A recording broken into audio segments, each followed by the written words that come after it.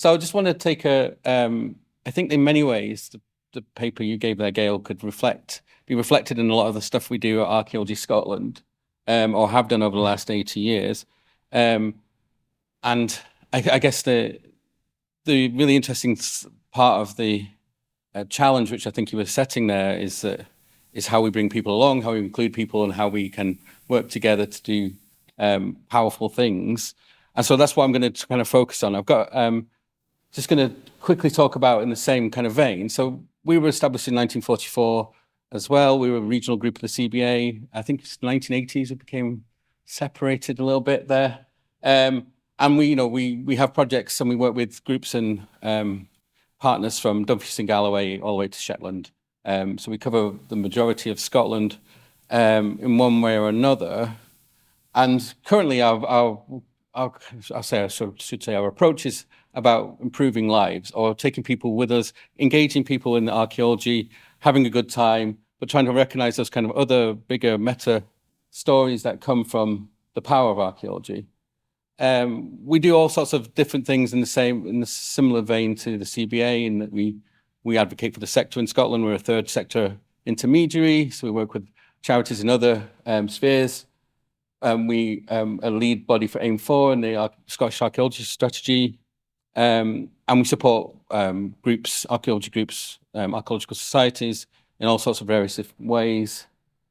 But what I want to just kind of flip it a little bit to the bit that I know about mostly, which is the delivery aspect. So the other side of our work, I suppose, is direct delivery with and for partners.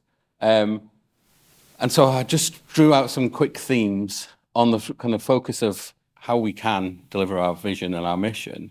The language is a bit clunky, and I think it's going to be reviewed, and we've got a similar process of some extra funding from the National Lottery Fund to work on ourselves as well. And I think this may be adapted a little bit, but significantly, the majority of the team live and believe that we can do something really powerful with archaeology, and that it's with people that we work.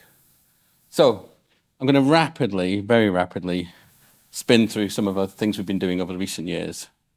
So just we touched on themes here and in the session I was in this morning about the impact of archaeology in various different ways, health and well-being being one of them. And I just wanted to highlight, we do all sorts of projects that have health benefits, but physical activity. We deliver health walks, all that sort of stuff. But we also adapted quite quickly during COVID with online sessions, which led to the work with Alzheimer's Scotland on the online archaeology workshops, which were multisensory activities, effectively.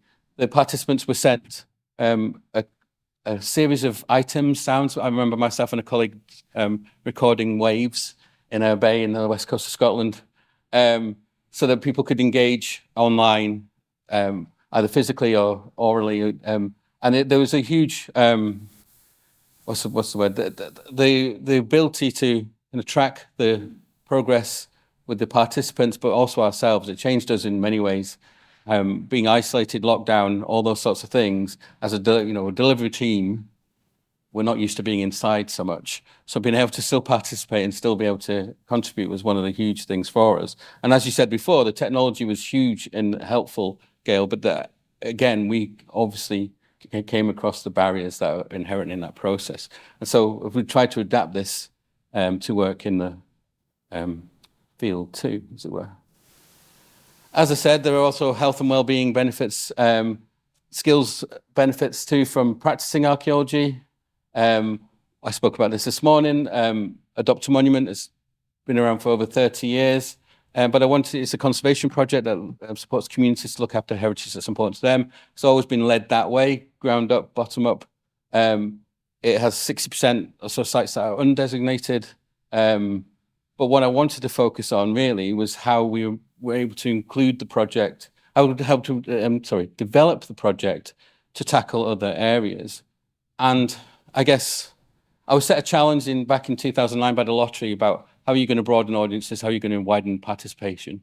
And so they gave me a list of audiences they thought were target groups, and I think I just said yes.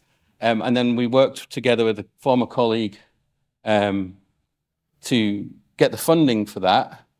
And my mad, maybe naive approach to who we could work with. So we worked with homeless people, vulnerably housed people, we worked with vulnerable women, we worked with drug and alcohol recovery groups, we worked with employability groups, all sorts of things. And it was made, Cara is currently at CFIRST year, made that my kind of naive vision real and alive, and they've grown from strength to strength. And I mentioned this one again this morning, but just to recap about how projects are helping in different ways. So this is the Kilhoan jetty in Ardnamurchan. During lockdown, the jetty was in bad state of repair. They had a grant to repair it, but they could not find a contractor. So the group of volunteers, there's only 150 people who live there. A group of volunteers came together, developed themselves into a kind of men's club. They repaired the jetty, and there's the evaluation for that was incredible, particularly because a lot of the men involved were very uncomfortable about sharing their feelings, but they did. And I think a joke this morning that Nature Scott, who were one of the funders for this, were told that it saved their marriage. And there's just those kind of things about how projects can evolve. But just touching on some of the other aspects, this is my first Adopt a Monument project on Mull. And I just chose this photograph because it was a township cleared during the clearances. Is in bad state of repair, obviously. Community-owned woodland, all sorts of heritage and archaeological need or desire from the local community group. But actually, and it was my first one, so I got all very heads up about doing everything right and everything precisely, which I'm not saying we shouldn't, but that was where my focus was. But actually, people just wanted to come together. They wanted to have a bit of cake and a cup of tea and clear the vegetation. And it was a big lesson for me. I touched on this a moment ago. Through Adopt, we managed to deliver Canal College, which is a employability programme originally run by the Scottish Waterways Trust, taken over by Keep Scotland Beautiful. It was an all-round programme, 14 weeks for underemployed young people, and we delivered we helped design it, and then we delivered 3 weeks of archaeology during that, and they did things like excavation, building survey, conservation, management, stonemasonry, amongst other things. And I think the huge thing there was giving opportunities to people who never get a chance to be involved. And actually, from the evaluation, the archaeology was actually the bit that people enjoyed the most. 70% of the people who took part in the programme went on to employment or training. I think there's 4 stonemasons, 1 archaeologist. Probably should have had more of those, but there you go. And recent conversations with Scottish Borders Council were about what do we do about the 30% then, and how can we create projects or initiatives or networks that could support that.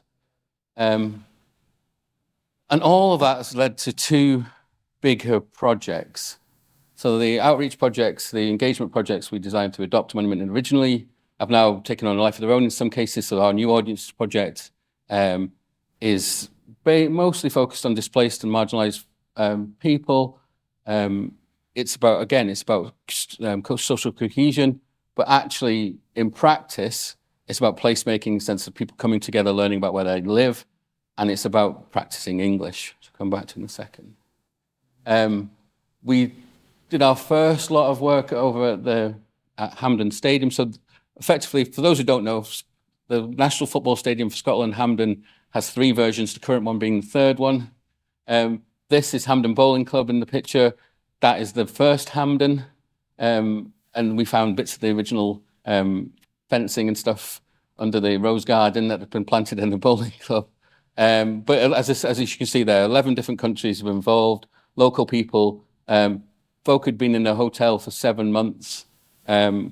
Another point you made earlier, Gail, we had to provide the correct lunches and all those kind of transport costs and all that sort of stuff. But the impact was pretty huge in the sense that bringing people together, people went on to study, people became friends, friendship groups. One of the volunteers who also came up to the second Hampden we excavated later on is still volunteering with Archaeology Scotland, who's out in Kilmartin, excavating some rock art recently. So it's a really powerful thing, I think, in many ways. But one of the things it's led to is actually us trying to adapt our approach to what archaeology can do. So my colleague Kieran, who runs this program, is now working with English as second language groups, and we're using archaeology as the tool to basically build confidence and to look at language and arithmetic and all those sort of IT skills, all that sort of stuff. Also, we have a huge and brilliant learning program. Sport skills, teacher CPD, they have resource kits, and I didn't have time to get a picture of bare bones because, as I said, I only realised I was doing this on Tuesday. Funded from Forest Land Scotland through Matt Ritchie there, and produced by our learning officer Jane Miller. So there's a really nice set of resources. There's a really great program, and working with young people, working with teachers, working with GEM and trying to get archaeology into the curriculum and all those sorts of things.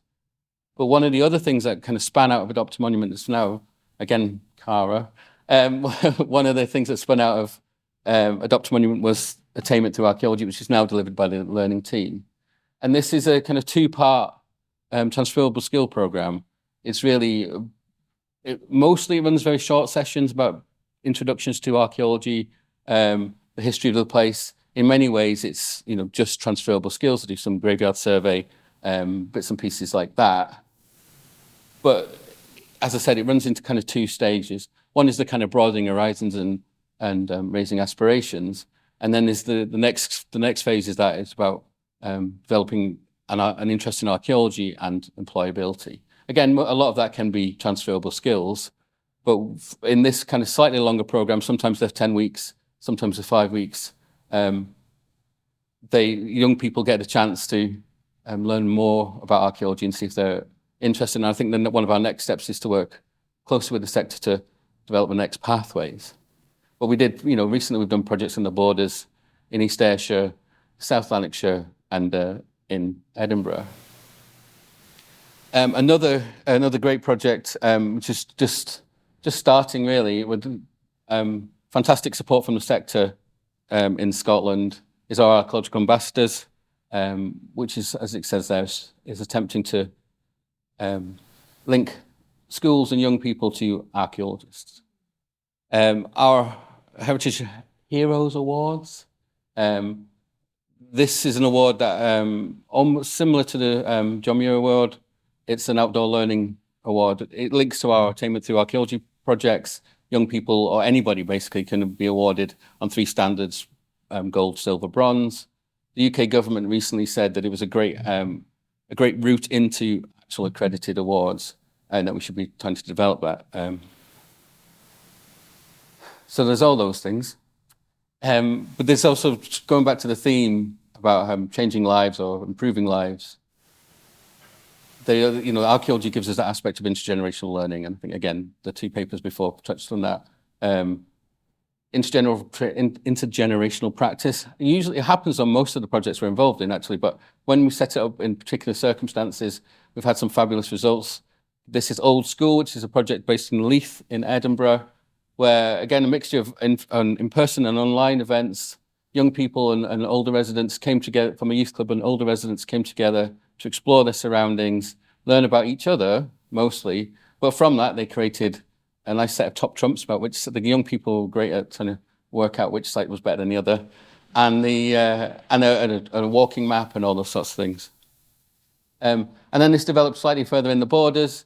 This is the first pictures were linking up with our community excavation out in the borders there.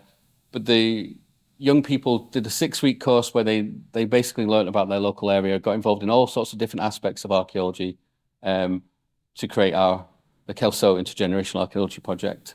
And again, I think one of the things we've been learning internally, I think recently, which may be reflected slightly wider, is that we have our own silos in our own organization, let alone outside ourselves. So trying to work across the teams to deliver has actually had big improvements, we think. But that's not all we do. I'm coming to the end now. We have our membership we support with Scottish Archaeology Month, our summer school. We support societies, we do advocacy, we provide training. as I touched upon before, we're talking to groups now about the future of our programs in Scotland. Some of our older programs, like the summer school, there used to be an Archaeology Scotland field school, for example. Are there some of these areas that we can develop? And I always forget to mention Discovery and Excavation Scotland, our journal. So just to very quickly wrap up. So as I say, 80 years of challenges. We were, again, as Gail said, was basically the same reason to form. And now I guess we're trying to, Penn said there, I think we're trying to reconnect with the communities we come from. And I think that's maybe where our future lies, from my point of view, anyway, from the delivery side of the organisation anyway. We were very privileged that Archaeology Scotland was able to, is here anyway, is here to begin with, and then is able to pivot into support groups throughout its existence, and then able to build those programs into something new. I think the future is about working together across the sector and across different communities. Yeah, I think that's enough for me, isn't it? But as Gail said, if you want to know more, want to talk to us, then please do.